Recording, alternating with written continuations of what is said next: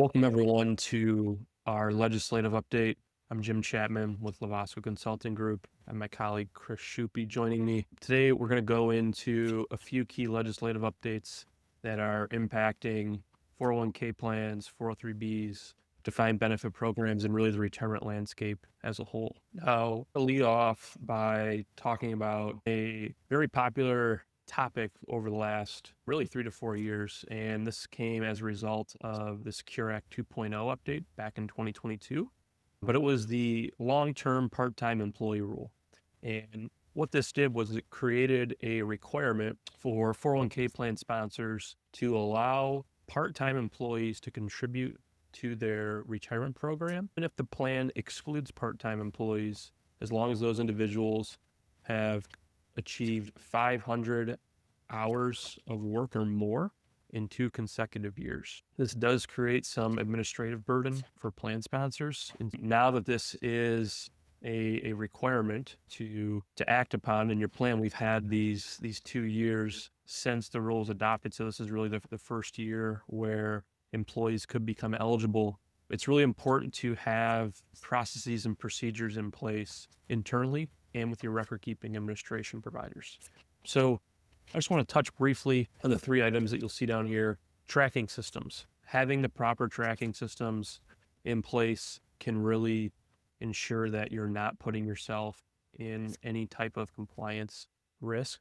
A lot of payroll platforms or HR platforms were not really designed to accumulate hours and track those over multiple years. And so some of this burden does fall onto you as the plan sponsor, but a lot of administration providers are working to put in place tracking systems within their system or within their record keeping administration system. So if you work with a TPA, if you work with your record keeping administration provider and they are tracking eligibility, it's important to have conversations with them, figure out what type of tracking they're doing for the long-term part-time employee rule.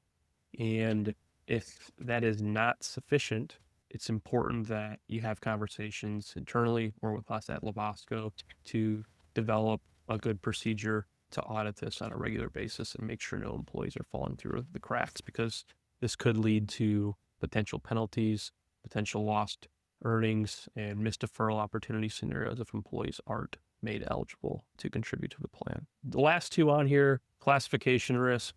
Again, we talked a little bit about this, but employees are able to be excluded from the plan document. Now, again, part-time is one of those rules, but under this scenario, they cannot be excluded if they meet this classification of a long-term part-time employee. There are other exclusions. You can exclude groups, for example, like collective bargaining employees. You can exclude leased employees. You can non-resident aliens. These are just examples. But if you have employees simply classified as part-time and the plan document only excludes them, this could be an opportunity to revisit your plan document, revisit the groups of employees that are at your organization, and consider potential plan design changes. Last one, amendment deadline.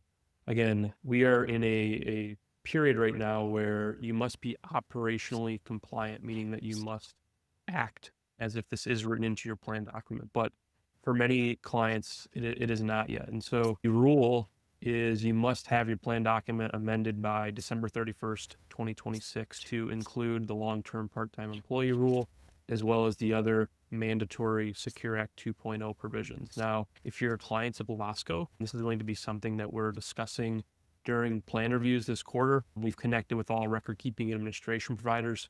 We do have updates for each on what actions they're taking proactively to ensure that you're covered for this, or in some cases, what actions we need to take as plan sponsor and consultants proactively to ensure you're covered for this. So more information to come, but it is a requirement to have plan documents updated for this by year end. More to come here during plan reviews. For anyone listening that maybe isn't a Lovasco client, again, we're always happy to dive deeper into this if you have questions and want to reach out. Chris, I'm going to flip it over to you, talk a little bit about IRS guidance on the requirements. Thank you, Jim. Yeah, February, the IRS did delay the final required minimum distribution regulations. We still are requiring good faith compliance. RMDs are always an important discussion as it relates to individuals as far as when they have to take distributions from their retirement accounts. Of course, this applies generally to IRAs or where you've actually left the company. RMDs are not required while you're still employed by a company unless you're a greater than 5% owner. But RMDs are always an important discussion. In this particular case, they had delayed certain provisions that were expected to go into place. This is actually the second time that this has been extended, but these regulations that they have delayed will not apply until the beginning of 6 months after these final regulations are actually being published. So we won't see these until 2027, but they're important to cover as it relates to your retirement accounts. The ones that were specifically delayed were the surviving spouse elections, which allows a spouse in a defined contribution plan to be treated as the participant for RMD purposes. So that means they can take the same, or would be required to take the same distribution as the participant. The Roth account RMD exemption, of course, you recall on Secure Act 2.0, they eliminated any pre-death for designated Roth accounts in employer plans. We're waiting for clarification surrounding that under the final regulations. And then partial annuities. Annuities have become, as part of Secure Act 2.0, certainly receiving the safe harbor. We've seen the annuity structure within retirement plans come up in discussion quite a bit. But the RMD treatment of those partial annuity elections, they increasing the dollar amount to $210,000 in 2026. So they're delaying the treatment of that, and we're waiting for more clarification on how they'll treat those distributions. I think what's probably more important is what's not delayed is the core Secure Act 1.0 and 2.0 RMD requirements. Age 73 is still the starting age. There's still the 10-year rule for most inherited accounts where you have to take distribution of those accounts over a 10-year period, and the elimination of the Roth Ds. Even though we're waiting for final clarification, as I noted, we're still expecting operational compliance under those distributions. From our perspective, we just want to make sure that we're continuing to operate with good faith compliance of the regulations under Secure Act 2.0 as it relates to RMDs. So we really want to look at this as an opportunity to evaluate the record keeping system and making sure that you have the structure in place specifically to deal with Roth RMD elimination and the surviving spouse rules. Again, the end of the year this year, 2026, is the deadline for Secure Act 2.0 provisions, but we have to be operating in good faith as it relates to what the IRS expects under RMDs. So with that, I'm going to turn it over to Jim to talk a little bit about the Trump accounts, which have hit the headlines once again. Yeah. Thanks, Chris. So I think we've talked quite a bit about Trump accounts in the past, but just as a recap, this was created by the Big Beautiful Bill in 2025, and these are tax advantaged accounts for children under the age of 18. They do allow for employer contributions up to $2,500. And this has been somewhat of a question for the retirement plan landscape over the last year or so, just understanding what type of responsibility or potential liability would employers have if they were to make contributions to these Trump accounts. And very recently, on June 17th, the DOL issued guidance on how these Trump accounts would be treated from a fiduciary oversight or plan sponsor perspective. The biggest call out in my eyes is that employer contributions to Trump accounts are not going to be ERISA-covered, which removes a major barrier to entry for a lot of plan sponsors. They don't have to endorse this accounts, or they should not endorse these accounts, but they're able to make this voluntary for participants. And as long as they're not influencing the investments in the accounts, this will be a non-ERISA covered retirement benefit for participants. And so it does shift some of that responsibility and liability off the plan sponsor's plate. And some of the important caveats here, the release is technically informal guidance. It is not a blanket ERISA exemption. So tax reporting, operational guidance from the IRS are still pending. There is some additional guidance that's required until we do have, I'll say, full confidence in how this will work for clients. I mentioned this a little bit, but employers need to avoid endorsing this program or representing it as a company-sponsored benefit. Again, this is considered a non-ERISA plan, meaning that it's not the responsibility of the plan sponsor because they're not offering this benefit or account to participants. It's truly independent for employees. They are able to make those contributions, but they should not be influencing investments or promoting this to make influence over these. Some of the permissible activities: posting IRA-sponsored information on the company intranet, providing neutral payroll deduction information, linking.org. Again, you are allowed to help your employees and inform them that these are available, but pushing or endorsing it is really where we're trying to draw the line. Levosco's take: employers considering Trump accounts do have some clear ERISA safe harbor framework to guide how they can go about offering these to employees.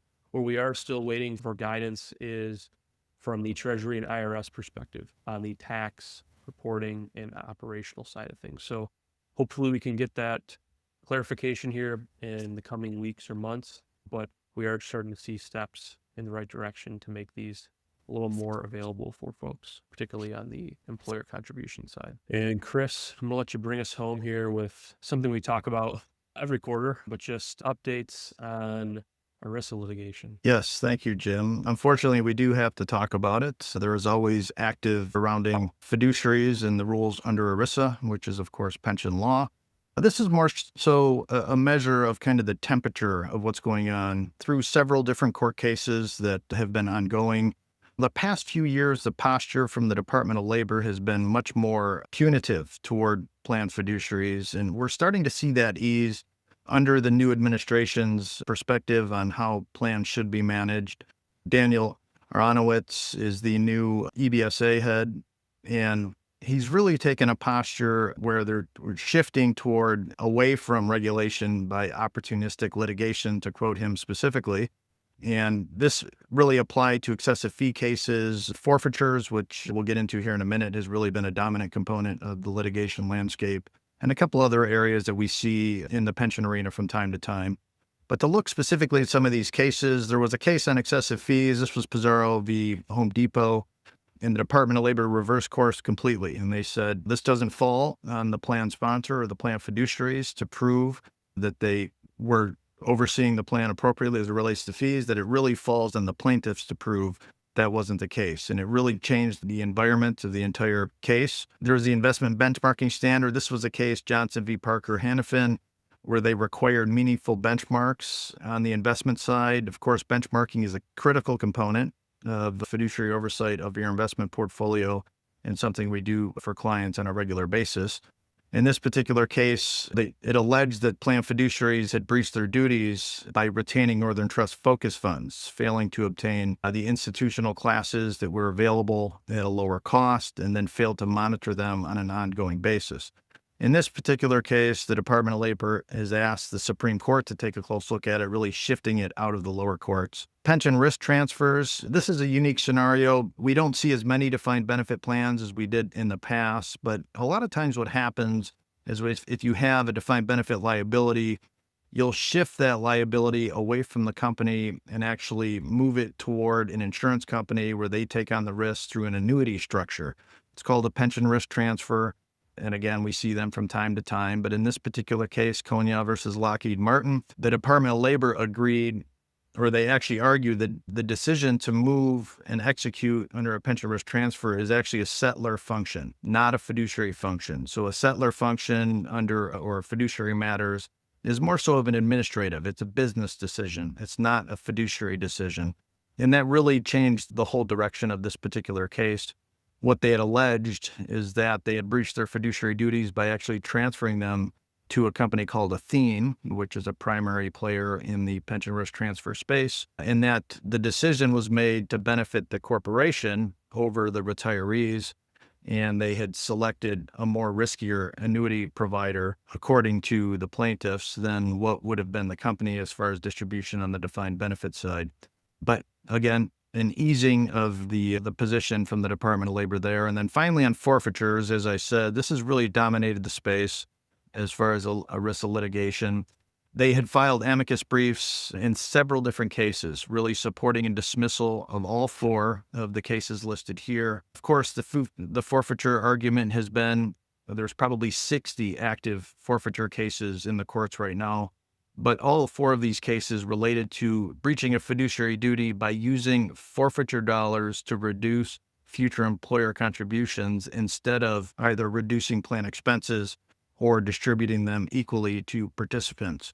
Reducing future employer contributions has always been an acceptable practice under ERISA. So, all that being said, what we've seen is an easing posture toward plan fiduciaries as opposed to being more punitive. Now, that does not change. And our takeaway here is even though we are seeing that, it doesn't change the fiduciary governance process. For those of you that are Lovasco clients, you do know that it is process as it relates to protecting you as plan fiduciaries. So maintain rigorous investment oversight, document every single decision that's made, monitor and benchmark both investments and fees, and record keepers on a scheduled regular basis, document those decisions. Some additional cases that have come up, Anderson v. Intel relates to an investment committee decision. We're going to keep a close eye on that one, and we'll report on that in future quarters. That really summarizes where we're at on the litigation front from ERISA. Thanks, Chris. Yeah, these are always interesting to dive into. This forfeiture conversation continues to come up on a quarter-to-quarter basis, and just a reminder to check those plan documents. But Indeed. yeah, appreciate the update. Of course. Thank you, everyone, for tuning into the legislative update today. We look forward to connecting with everyone sometime soon. And again, if there's any questions, please don't hesitate to reach out to us. Thanks again. Thank you.